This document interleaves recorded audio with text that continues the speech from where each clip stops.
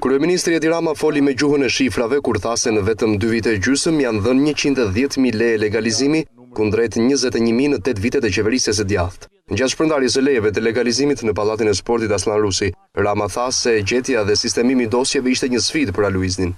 Në 8 vitet e qeverisë vjetër janë bërë gjithsej 21.000 legalizime, nga të cilat mbi 80% nuk kanë qenë banesa, po kanë qenë lokale, hotele.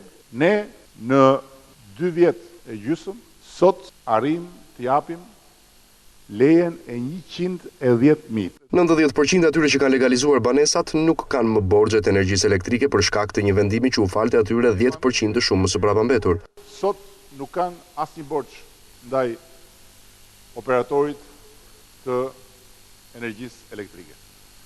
Dhe fal këtij fakti, edhe investimet në rrjetin e shpërndarjes së energjisë po vazhdojnë intensivisht. Me zbatuta shkreu i ekzekutivit u dha qytetarëve lejen e legalizimit. Pa leje prapë, merre këtë e shref, e ne mos vej tull se ti ku qeleshja.